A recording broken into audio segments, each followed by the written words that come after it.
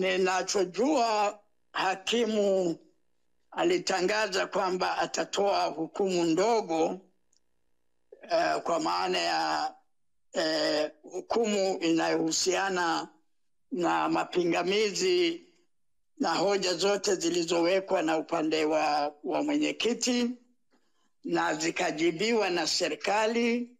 Na kama mtakavyokumbuka, hoja nyingi zilihusu kwa nini hajapelekwa mahakamani wakati ni haki yake, na yeye mwenyewe amegoma kwenda mahakamani kwa sababu sheria inasema kesi inapopelekwa mahakamani angalau mara ya kwanza lazima mhusika awepo mahakamani.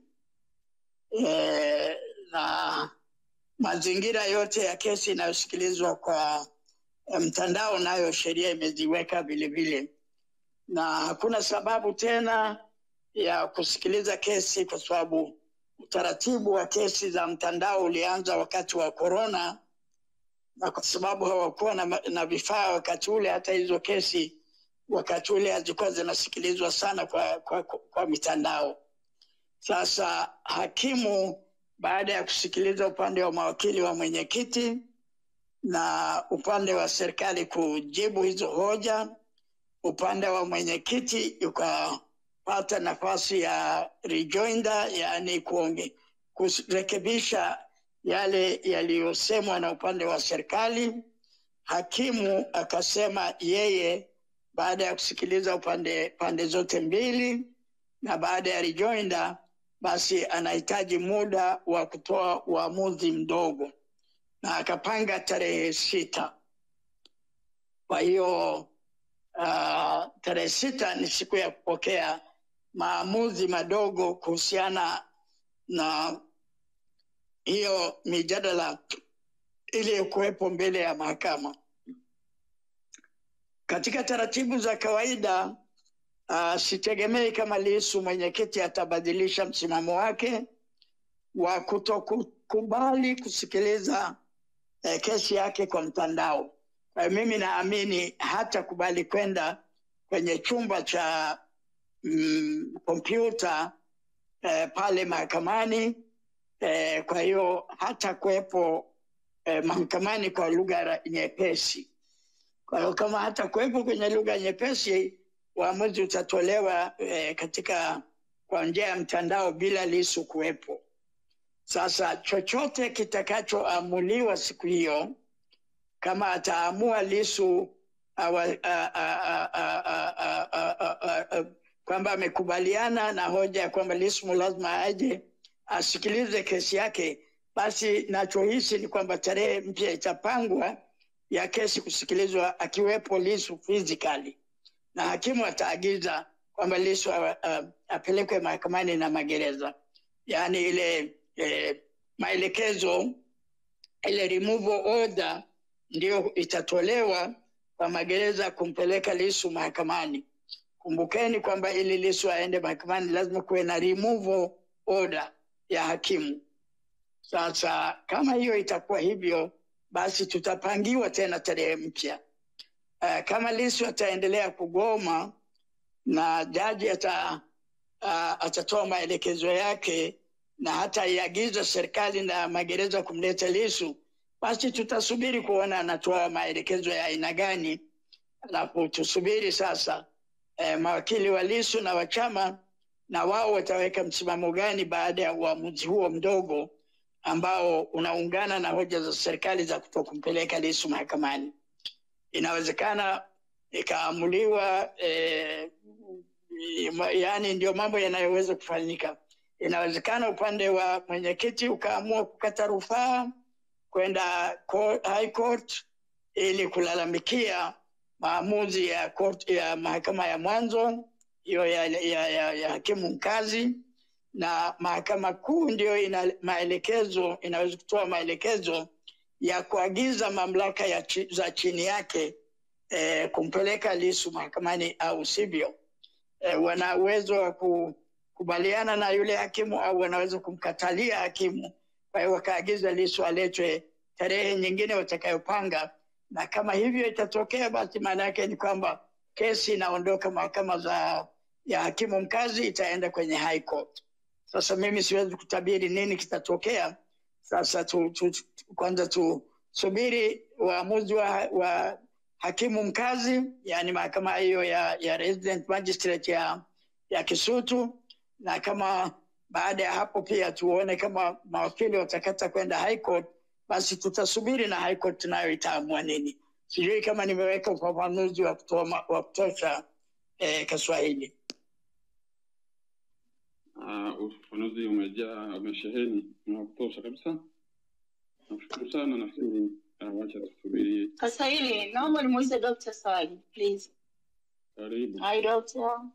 Yeah, Dr. Sla, nilikuwa nauliza hivi, mara mwisho nani ameonana na Mheshimiwa Lissu? Kwa sababu nilisikia kwamba last week Mheshimiwa Heche na Pambalu au yule mwingine nani walizuiliwa kwenda kumuona. Je, ndugu zake wanaruhusiwa kwenda kuonana naye? Na mtu wa mwisho kumuona Tundu Lissu alikuwa nini? Anasema afya yake inaendeleaje? Katika hatua ya sasa Bella, siwezi kusema ni nani wa mwisho, kwa sababu tofauti na ninavyofahamu, tofauti na kanuni zilivyo, tofauti na mimi nilipokuwa pale Keko, watu walikuwa wanaamua kuja kuniona, lakini kwa kesi ya Lissu wameifanya kuwa ngumu sana. Unaenda kwanza kuomba kibali cha wakuu wa gereza, na nadhani kwa maana hiyo wala sio mkuu wa gereza la Ukonga alipo, nadhani ni viongozi wa ngazi ya mkoa wa magereza. Unaenda kuwaomba, wao ndio wanatoa kibali, wanamjulisha mkuu wa gereza la Ukonga, ndio uende. Sasa hiyo imetufanya wengi tushindwe kabisa kwenda, kwa sababu kwanza hata ukienda kutafuta hao viongozi una hakika kama utakubaliwa. Wako watu wameenda kuwatafuta hao viongozi wa magereza, wamekataliwa. Lakini kuna jambo pia ambalo nimelisikia, sina hakika nayo, kwamba kwa siku wanaruhusu labda watu 3 tu na sio zaidi. Mbaya zaidi ni kwamba hata mawakili wake, na hii ilikuwa kwenye kesi hiyo iliyosikilizwa juzi, kwamba hata mawakili wake hawaruhusiwi kuonana naye. Kwa hiyo watu wengine wote wamekata tamaa. Kama mawakili wanakataliwa, sembuse wewe mtu wa kawaida utaenda utatembea na utapoteza siku nzima, alafu unaishia usimuone. Nadhani ndio kilichotokea, na ndio maana watu hawaendi tena. Wala kina Heche walikwenda, nafikiri wakakataliwa. Kwa hiyo nadhani hicho ndicho ambacho kimetokea, na ndio maana tusikii watu wanaoenda tena kumuona mwenyekiti. Sijui kama nimeeleweka. Yeah, umeeleweka, but his welfare, he's healthy. Tunajua anaendeleaje? Hatuna namna yoyote ya kujua afya yake mpaka umeongea naye. Sasa hakuna anayeruhusiwa, si ndugu yake, si mawakili wake. Kwa hiyo hatuna namna ya kujua afya yake. Kumbuka, sio tu afya yake.